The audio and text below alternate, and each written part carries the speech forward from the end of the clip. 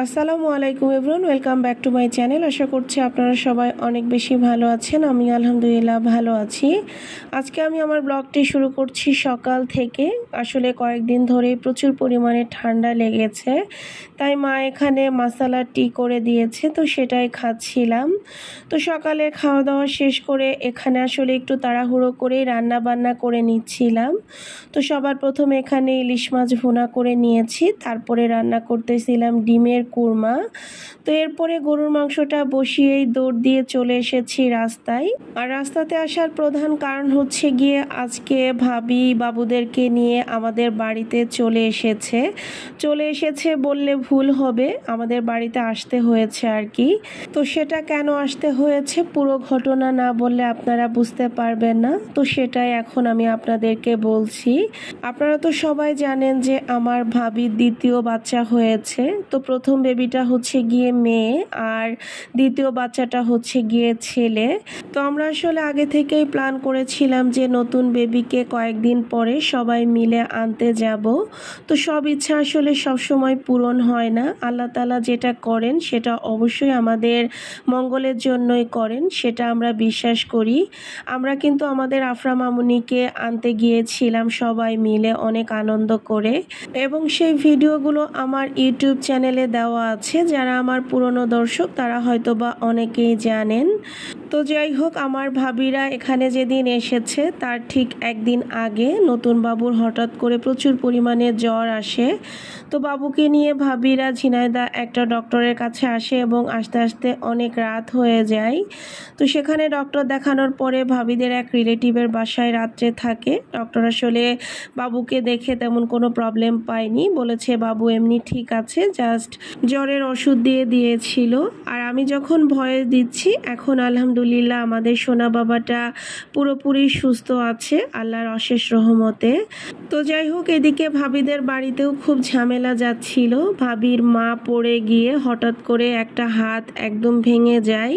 তো এদিকে আন্টি তো ভীষণ অসুস্থ হয়ে পড়ে। আর এখানে আশিককে দেখতে পাচ্ছেন, আশিক হচ্ছে গিয়ে ভাবির একমাত্র ভাই। তো আশিকের ওয়াইফও আসলে প্রেগনেন্ট। তো সব মিলিয়ে ভাবিদের বাড়িতে দুজন মানুষ আছে, সেই দুজনই অসুস্থ। তো এদিকে ভাবিরও যেহেতু সিজার হয়েছে, তো এই ছোট বাচ্চা নিয়ে বাড়িতে আসলে সবারই খুবই কষ্ট হয়ে যাচ্ছিল। তো সেই জন্য মা ডিসিশন নিয়েছিল যে ভাবি এখন বাড়িতেই চলে আসুক। তো ভাবিরা আসলে হসপিটাল থেকে আমাদের বাড়িতে চলে আসে। আর এদিকে ভাবিদের আসলে বাড়িতে আসার তো কোনো প্ল্যানই ছিল না, যেহেতু হসপিটাল থেকে সরাসরি চলে এসেছে।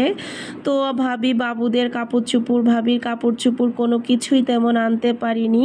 হসপিটালে কিছু কাপড় চুপড় এনেছিল যদি ভর্তি থাকা লাগে ওই জন্য, তো সেগুলো নিয়েই চলে এসেছে। বাকি জিনিসগুলো এখনো ভাবিদের বাড়িতেই রয়ে গিয়েছে। আর এদিকে ভাবির সাথে আশিক আসবে সেটা শুনে খুবই তাড়াহুড়া করে আমি আর মা রান্না করতেছিলাম। তবে বেচারা আসলে খেয়ে যেতে পারিনি, ও আসলে যে গাড়িতে এসেছে ও গাড়িতেই চলে গিয়েছে। অনেকবার রিকোয়েস্ট করেছিলাম, ভাইয়া বলেছিল যে ওকে ঝিনাইদহ পর্যন্ত এগিয়ে দিয়ে আসবে, তবে ওরও আসলে বাড়িতে অনেক ঝামেলা, তো সেজন্য আর থাকতে পারিনি। আসলে রিজিকে না থাকলে যেটা হয় আর কি। ভাইয়া এদিকে দইও এনেছিল আর ওদিকে মিষ্টি এনেছিল ভাবিরা আসার সময়। তবে সব মিলিয়ে আজকের দিনটা অনেক ভালো ছিল আলহামদুলিল্লাহ, যদিও সব কিছু হঠাৎ করে হয়ে গিয়েছে। তবে নতুন বাবু আসার খুশিতে আমরা সবাই ভীষণ খুশি। আর এখানে রাতের বেলা আমি রুই মাছ আর পটল দিয়ে একটা তরকারি রান্না করেছিলাম। আর এটা হচ্ছে গিয়ে তারপরের দিন দুপুরবেলা এখানে মাছকে আলু দিয়ে দেশি মুরগি আর আলু বেগুন দিয়ে ছোট মাছের একটা চচ্চড়ি করেছিল। তো দুটো খাবারই অনেক মজা হয়েছিল। এদিকে দুই ভাই বোন দুপুরের খাওয়া দাওয়া করে এখানে খেলাধুলা শুরু করেছে। তো তারা এখানে ইট তারপরে পাতা এগুলো নিয়ে খেলতেছিল। তো এটা দেখে আমার আসলে ছোটবেলার কথা মনে পড়ে যায়। নাই। আর এটা হচ্ছে গিয়ে তারপরের দিন সকালবেলা।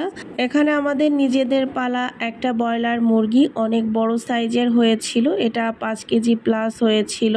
তো সেটা আজকে মা জবাই করেছিল, তো সেখান থেকে কিছুটা রান্না করা হয়েছে আর বাকিটা আমি বাসায় নিয়ে যাব সেজন্য রেখেছে মা। আর এদিকে দুই ভাই বোন গোসল টোসল করে এখানে দোল খাচ্ছিল খুব সুন্দরভাবে। এরকম আপনারা ভিডিওতে দেখতে পাচ্ছেন, বাস্তবে কিন্তু সবসময় এরকম থাকে না, কিছুক্ষণ পরপরই তারা মারামারি শুরু করে দেয় দুজনেই।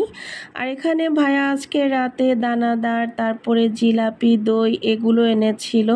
যদিও ভাইয়াকে মিষ্টি জাতীয় খাবার আনতে একদমই নিষেধ করি, কিন্তু ভাইয়া আসলে কোনো মতেই শোনে না, সে অল্প অল্প করে নিয়ে চলে আসে। আর আজকে রাতে মা এখানে লাউ দিয়ে রুই মাছ রান্না করেছিল, এই তরকারিটাও বেশ মজা হয়েছিল। তো আমার আজকের ভিডিওটা আপনাদের কাছে কেমন লাগলো অবশ্যই কিন্তু কমেন্ট করে জানাবেন। সবাই ভালো থাকবেন, সুস্থ থাকবেন, আমাদের জন্য দোয়া করবেন। আল্লাহ হাফেজ।